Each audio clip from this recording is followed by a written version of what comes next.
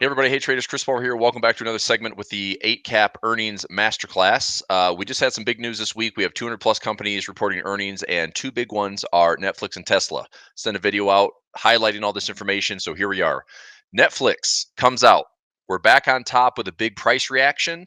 However, Netflix actually missed on earnings per share. So the expected move was 2.21 earnings per share, came in 2.11 with a miss of 4.81%. But revenue and some optimism moving forward with kind of reclaiming the streaming top spot. Revenue beat by 1.26%. And the price reaction was pretty solid because we had a break from around 490 all the way up to $550. So I'll show the chart here in just a moment. Let's go into Tesla, which is coming up aftermarket today on the 24th. It's Wednesday, the 24th. We've had a drawdown in Tesla about 20.5% since the high of the year. So around December 28th when the market peaked, December 29th when the market peaked. Tesla's been in a steady downtrend since. Used Tesla prices are down. New Tesla prices are down. There's just been a lot of concerns moving forward with their ability to stay in revenue, lower demands.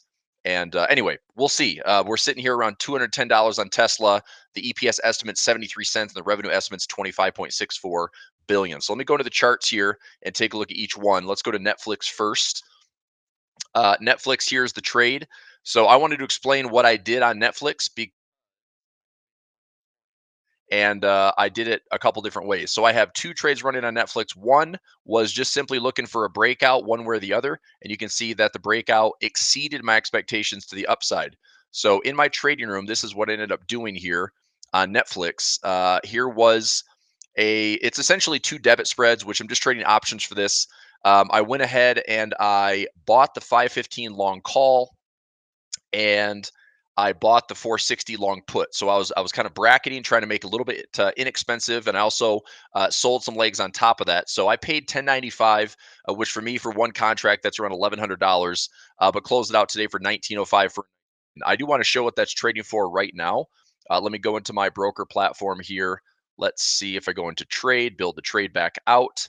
Iron Condor spread is currently trading for about $19.60. So I'm giving myself, maybe a 50 to 66 cent sacrifice, but I closed the trade out within probably 30 minutes this morning of opening bell. On the high side, I mean, Netflix was up to around 562. So maybe at one point, my 1095 that I paid was probably trading for like $22 to $23. If you're familiar with that in the option space, that's over 100% gain on the position, which I'm always happy to take. What I ended up making on the position was around 80 plus percent. So $8.10 divided by the 1095 that I paid for it. I made 74% of that position today, which I'm pretty happy with. I still have a trade running on Netflix, and it's out until the 2nd of February, which is next Friday. And all I need Netflix to do is this. If we come back in and fill this gap at all, my max profit in this trade for one contract is around $2,900, and my max risk is about $1,400. So it's still a 2-to-1 for me if I'm right. Um, but if we come back in and all I need price to do is get back below this level right here, which is around 530. If we get back below 530, that trade starts to work in my favor with the time on my side. So one trade was a buy trade, and this is just easy stuff. If you buy the stock, tight stop loss, sell the stock, type stop loss to the sell side.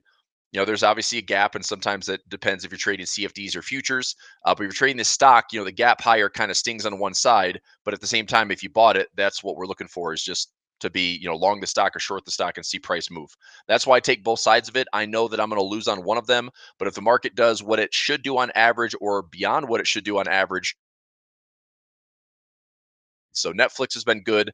Like I said, the next couple weeks, I have about 10 more days in the trade. So all of next week through FOMC and through the 2nd. So I have 7, 8, 9 trading days left.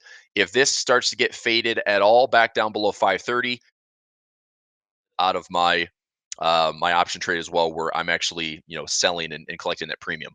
That's on Netflix. Let's go to Tesla. Tesla stock is sitting around 210. Like I said, there's been a drawdown since the high of the year. That was end of last year around December. This is a daily time frame, so it shows the high around December 28th. We've been in a steady downtrend with as much as 22% to the downside. We're currently sitting around that 20.7% drawdown. Now, coming into this week's earnings, Technically speaking, I mean, if we have a big miss in earnings, I could see Tesla continuing to get punished and taking out this low, which I certainly wouldn't mind because I'm trading both sides of it. So what I'm doing on Tesla is this. Here's my spreadsheet. Here's my trade. I bought the 215 put. So again, options trades. I'm short at the 215, looking for a short direction rather. So I bought the 215 put and then I sold the 185. I'm paying $15.30 for the position. So if we see a big move to the downside, right now I'm already positive in the trade, but I'm going to still give it a chance to let the earnings report come out this afternoon. And if we have a big miss to the downside and this thing gaps lower and even pushes lower, then I'm looking at probably closing out for $20 to $25 credit. If I make $5 to $10 on that position, let's just do the math. Let's say that I close it out for over $5 a credit. If I take $5 a credit, I paid 15.30. I can close out for a 32% profit. Would be really nice would be this thing blows through my highs or blows through my lows, and I can close out for the $30 credit or close to it, and that would give me a net 15. If I take $15 a credit, divided by the 15.30 that I paid, make 98% of the position. I'll be stoked with that. So that's what I'm trading on Tesla. I really don't care what direction we go. I just want to see a big reaction in volatility. So for me, this low, let me check the price on this one. This low is sitting at 194. The average move on Tesla, let me go into trade up here. And I talked about this in my earlier video. So the average move on Tesla is somewhere right around 9 or 10%. Let me confirm that. So we have a move around 11% on average. I think I calculated it based on a 10 to 10.5% move. So we're trading at 210. For the week so far, we've already made a decent move. With its indecision, but we've at least had some movement to the high side and low side. So we're sitting at a high around 217 with a low around 206. We've already made about a $10 to $11 move. The average weekly trading range is 21. And if we do the 10.5% move, 0.105, there we go. So 10.5% times the 210.69. So I'm looking at about a $22 move with earnings. So if we're sitting at 210 and we go $21 or we go, 20 plus dollars in earnings, then this potentially gets down to the, 190 level or lower. And to the upside, we go to 230 or higher. So if that is the case, I will see at least the trade covered. I mean, if I'm looking at 190, I have the 215. So if I go down to 190, that's going to give me $25 of real value on my put side. If we go up to 230, that's going to give me $15 of real value on the upside. That covers the cost of my trade. This gets me in a nice profit. So with the continuation lower, that's going to be the easier route for me to make some money. Tesla, but like I said, I'm trading neutral. So if we have a big surprise, the upside or downside, hopefully one way or the other, it goes beyond what the market expects. And I'd like to see a trade where, maybe Tesla gives us like a $30 to $40 surprise move and lets me, capitalize on some nice expansions there with that volatility and earnings. So back to the summary for today. Keep this short and sweet. Netflix back on top, kind of reasserting itself as a streaming war king or queen. But missed on EPS, but hit on revenue, and the summary, the bullet points sounded pretty optimistic moving forward. Clients are happy, subscribers are growing, all that's good stuff, and the market responded really nicely with a big rally. Like I said, if that is too big of a rally and it's caught off guard, there might be some rebalancing. If we see the market fade Netflix a little bit, and we come into FOMC and the market starts to fill some gaps on the indexes, this is another thing we need to be aware of. Okay, the SPY sitting here with a big move from last week, Wednesday, Thursday, Friday, big moves. We have 3 weeks in a row kicking off this week or this year rather, but going into, February, post FOMC, I'm certainly interested to see just on the daily time frame if we have some gaps getting filled. Right? We had this ridiculous holiday rally, one of the biggest we've seen in a long time, just one-sided, and we're still stretching and still stretching. There's gaps, there's gaps, there's gaps, there's gaps. If we have a little bit of a pullback, I could see a big snap on a stock like Netflix or a big snap in somewhere, Apple, the Mag 7, stocks like that. So it will be interesting to see if the market just keeps plugging away. If we get into FOMC and the S&P is up to 500 or the XPS is up to 5,000, that'd be a pretty remarkable move just to get us right out of the gates this year. But I wouldn't be surprised if by February, March, we have a little bit of a pause or this rally gets checked in some capacity. That being said, though, I do want to show you what I'm looking at for my stocks. I'm looking at trading it kind of both directions. So I'm I'm long the SPY and short the SPY. I'm long the Qs and short the Qs. I'm looking for price to go somewhere.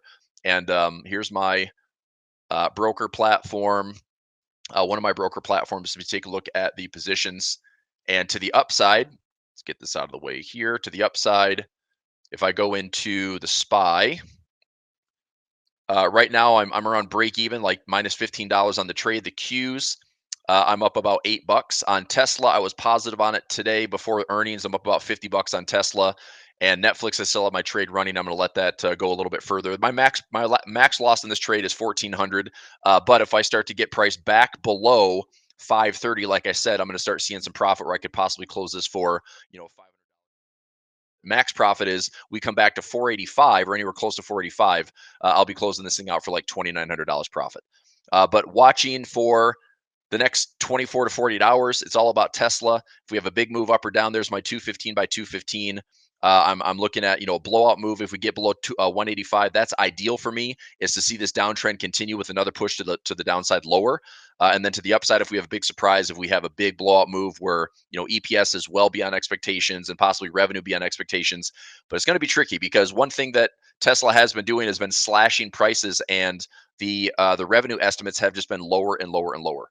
So we will see. If it's a miss on both sides, part of me thinks that the market is just going to absolutely crush Tesla and possibly spike it down into these major levels. Structure-wise, what I have in the chart is right here. We take out that low, possibly looking at some, more structure in here around the 180 level, 180, 175 level. That would be great for a trade to the downside if we have a big push lower, right? Plus, we have FOMC next week, so all this stuff is coming to a head. So I hope this helps. This is some exciting stuff. This is what we want to see is earnings season kicking off and heating up. 242 companies, and Netflix was a big one today. And as we take a look at price and the reaction, we're starting to see price getting faded from the highs around 560 today, and that's not a bad thing. So, take some profit on the upside, which I did. If we fade back in and start to fill this gap over the next 10 days, that's good too. So hopefully I can make money on both sides, and that's why we trade. If you have any questions, let me know. See you later. Thanks. Bye.